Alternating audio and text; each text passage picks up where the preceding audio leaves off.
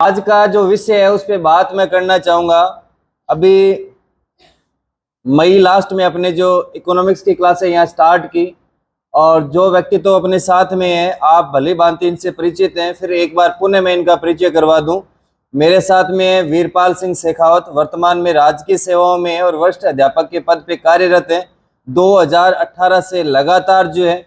और अभी तक इन्होंने राजस्थान में राजकीय सेवाओं की बात करें तो 2018 में द्वितीय श्रेणी और उसके बाद में 2022 में तृतीय श्रेणी भी परीक्षा है उत्तीर्ण की। अब आपके मन में ये बात आएगी कि जब पहले सेकंड ग्रेड लग गए तो बंदा बाद में फिर थर्ड ग्रेड का एग्जाम क्यों देगा। कि सर की पोस्टिंग थोड़ी बाहर थी तो सोचा कि चलो गृह जिला मिल जाए, इस कारण इन्होंने किया, दोबारा जो ट्राई किया।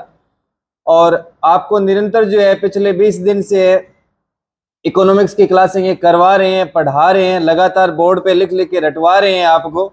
सर के परिचय के बारे में मैंने जब क्लास स्टार्ट हुई तब एक बात बोली थी कि एक बार आप याद कर लें कि पूरे जीवन काल, मतलब अब तक का आपका जीवन काल जो है पढ़ाई के दौरान जिन अध्यापकों से पढ़े हैं उनमें सबसे ज्यादा योग्यताधारी व्यक्ति है वो वीरपाल सिंह जी शेखावत है। कैसे कि महाराजा गंगा सिंह विश्वविद्यालय से इन्होंने 2 विषय ऐसे हैं पोस्ट ग्रेजुएशन में, जिनमें एक विषय भूगोल विषय और दूसरा विषय लोक प्रशासन विषय, दोनों में ये गोल्ड मेडलिस्ट रहे हैं। अब मान के चलें कि जैसे महाभारत में है कि जिनका गुरु द्रोणाचार्य हो उनके शिष्य अर्जुन जैसे होने ही होने हैं, नकुल जैसे होने ही होने हैं, सहदेव जैसे भी होने हैं। एक आध जो है ना कोई बन जाता है दुर्योधन जैसा, वो बात अलग है ना। तो पाए सारे जाते हैं पर नाम जो होता है वो अर्जुन का ही होता है। जब आपके गुरु जो है वो द्रोणाचार्य है तो आप अर्जुन बनेंगे, ये बात है, सर्वविदित है। सर के द्वारा जो है अभी आपका अर्थशास्त्र विषय जिसका जितना कंटेंट आपको करवाया गया उसका एक पेपर लिया गया और शेड्यूल संख्या 2 और पेपर जो है वो 11 जून 2024 मंगलवार को लिया गया। और सर ने खुद एक एक कॉपी को जांच किए हैं और उसमें पहला और दूसरा स्थान जिन विद्यार्थियों ने प्राप्त किए हैं उनको सर के द्वारा ही सम्मानित किया जाएगा। और सम्मान छोटा हो या बड़ा हो, ये अपने आप में नाम बहुत बड़ा है, उस वस्तु को नहीं देखना चाहिए कभी भी। तो पहला जो नाम मैं लेना चाहूँगा वो नाम है सीताराम का। अगर सीताराम यहाँ हो तो वो मंच पे आए आगे। और अगला जो नाम है वो है राकेश का। दोनों विद्यार्थी यहाँ आ जाए और तालियों में कतई कंजूसी ना हो, यहाँ आ जाओ, दोनों यहीं खड़े हो जाओ दोनों एक बार। और नजर मत लगा देना, कोई छोरे पढ़ने वाले हैं ये दोनों जो है। तुम्हारे एक ही समस्या है, बस नजर लगती है, क्योंकि बाहर निकलती बात ये होगी भैया भैया भैया बताओ तुम कैसे पढ़ते हो, रात को कितने बजे तक पढ़ते हो, हमें तो कुछ याद होता ही नहीं, आपको कैसे याद होता है, कौन सी किताब पढ़ते हो, आप खाने में क्या खाते हो, सोते कब हो, जगते कब हो। अब क्या है कि बहुत से विद्यार्थी वो तो समझ जाते हैं, कोई नया नया मेरे जैसा होता है वो कहता है बस अब तो तू विषय में विद्वान हो गए, वो खुद की पढ़ाई कर दी बंद और वो फिर मार्गदर्शित निर्देशित करने लग जाता है और महीने भर में वो पटरी से नीचे उतर जाता है। तो कोई ज्यादा पूछे तो किसी को सिंपल सा उनको कहना भी इस बात को बताने के लिए सर है, मुझे कुछ भी नहीं पता है ना। तो मैं वीरपाल जी से कहना चाहूंगा कि दोनों बच्चों को जो है पेन जो है वो दे के सम्मानित करें। और ठीक है, मैं भी साथ में हूँ। एक ये लीजिए, एक है विद्यार्थी का जो अस्तर और शस्त्र यही है और हमने इसी से जो है सफलता अर्जित करनी है। बस आपने सुरेंद्र ऐसा कह रहे हैं कि दोनों का परिचय जरूर करवाओ। ये इन्हीं से अपने पूछ लेते हैं कि राकेश जी से मैं पूछ लूंगा। राकेश जी, खुद के बारे में आपने ये बताना है कि आप कहाँ से हैं और स्वाध्याय क्यों आए आप, और कब से आ रहे हैं और आगे कब तक आते रहेंगे। जी, मेरा नाम राकेश है और यहीं सूरतगढ़ तहसील का एक छोटा सा गांव पद्मपुरा से बिलोंग करता हूं। और स्वाध्याय को मैंने 29 मई को ज्वाइन किया है और इसके लिए मैंने सेकंड ग्रेड जो पोस्ट है सरकारी सेवाओं के अंदर उसके लिए किया था। काफ़ी नाम चर्चित है इसका और पिछले साल या पिछली वैकेंसी के अंदर भी काफ़ी सिलेक्शन हुए हैं यहाँ से, तो उसके लिए मैंने इसको ज्वाइन किया।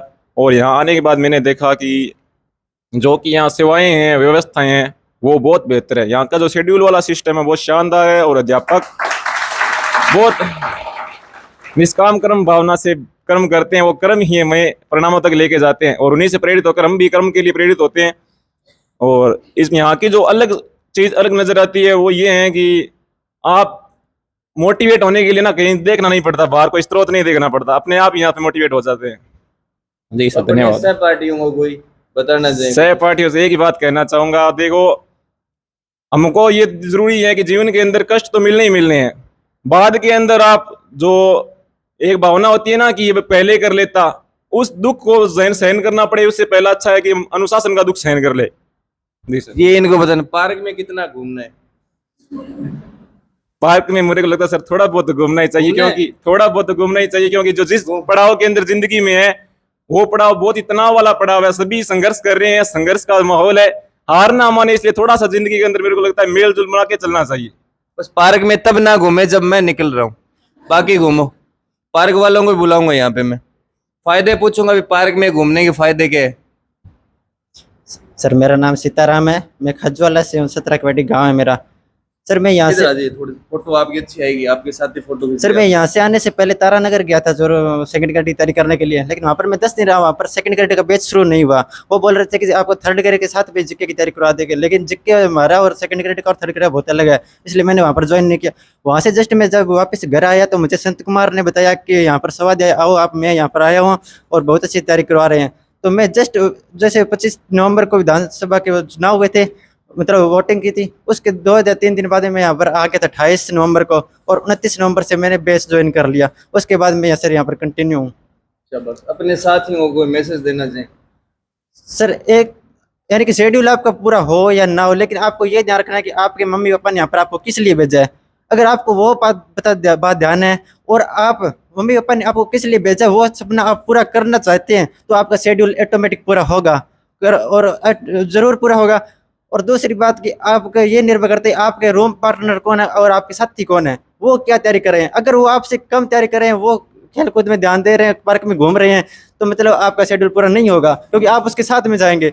अगर आप क्योंकि मेरा साथी है, वो RS की मेंस की तैयारी कर रहा है, उसका 20 दिन बाद पेपर है, और वो रात को 3 बजे तक पढ़ता है, मुझे ज़्यादा नहीं तो 12 बजे तक तो पढ़ना पड़ता है उसके साथ में, और सुबह भी जल्दी उठना पड़ता है उसके साथ में। ये साथी का प्रभाव पड़ता है। पार्क की फोटो मम्मी पापा को भेज देंगे ना भेजें?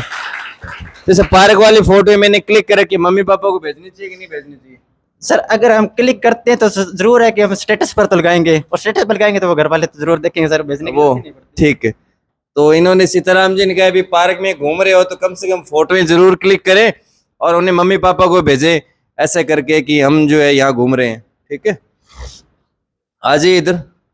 देखो सबसे जरूरी स्वाध्याय में अगर आप होना तो एक ही चीज का ध्यान रखें, अब आप हमारे भी धरोहर हो एक तरीके से। अब आप कहाँ घूम रहे हो, आप क्या खा रहे हो, आप क्या पी रहे हो, किससे बात कर रहे हो, कहाँ चल रहे हो, ये आप इस बात से परे नहीं हट सकते कि हम तो कोचिंग के बाहर कुछ भी करें। मैं नहीं करने दूंगा, निकाल दूंगा मेरी कोचिंग से, यहाँ नहीं रहने दूंगा। ये ध्यान रख लेना। आप बस स्टैंड पे घूमते मुझे लिख के मिल गए और अगर ये स्वाध्याय की मर्यादा के विरुद्ध है तो आपको कोचिंग में आने का कोई अधिकार नहीं है, नहीं घुसने दूंगा। मेरी कोचिंग का नाम आपके पीछे नहीं जुड़ेगा। और धीरे धीरे अगले साल भर में ये होगा कि आपकी जैसे CLC में गुरु कृपा में जैसे टी-शर्ट लगती है तो वैसे टी-शर्ट लगेगी, वही पहन के आप घूमोगे कहीं बाहर। अगर कोचिंग आ रहे हो या जा रहे हो पता चले पीछे आपके एक बैग भी होगा। धीरे धीरे करने जा रहे हैं हम। मैं ये चाह रहा हूँ कि आप कक्षा 10 और 12 के विद्यार्थी बने, उतने अनुशासित होंगे तो नौकरी लग जाएंगे। क्योंकि नौकरी में कितने प्रतिशत चाहिए, 60 से 65% ही चाहिए। और स्कूल में एक सामान्य बौद्धिक लेवल का विद्यार्थी अगर विद्यालय में नियमित रहता है, साल भर अगर नियमित रहता है, तो वो 65 से 70% नंबर है वो आसानी से ले आते हैं, वो बिल्कुल मुश्किल भी नहीं है। तो हम क्यों नहीं ला सकते? वो नियमितता हमें होनी चाहिए। 5 से 6 घंटे हम काम करें, घर जाके भी 5-6 घंटे पढ़ें। तो कोई आप उस समय 10वीं 12वीं हमने सोचा था क्या कितनी भीड़ है, कितने लोग हैं? बिल्कुल नहीं सोचा। एक ही ध्येय था कि नंबर लेके आने मुझे 60%। मैं वो ही टारगेट आपको दे रहा हूँ। आप भीड़ ना देखें, आप एक ही काम करें कि आपको 65 से 70% नंबर लेके आने हैं। सिलेक्शन अपने आप ही हो जाएगा आपका। हमें टारगेट वही है जो 10वीं में था, 8वीं में था, 12वीं में था या ग्रेजुएशन में जो टारगेट था, उसी टारगेट पे काम करें। पर वैसे बन के कार्य करेंगे ना, कक्षा 10 में चले जाओ। मैं इस वीडियो के माध्यम से हर विद्यार्थियों को कहना चाहता हूं, अगर आप सरकारी नौकरी लगना चाहते हो तो कक्षा 10 के विद्यार्थी बन जाओ, सरकारी नौकरी लग जाओगे। पर अगर अल्लड़पन में घूमोगे तो कुछ नहीं बनना है आपका। मैं पुनः एक बार वीरपाल जी का धन्यवाद देना चाहूंगा कि आप नियमित रूप से एक साधक के रूप में, तपस्वी के रूप में आप कार्य करवा रहे हैं।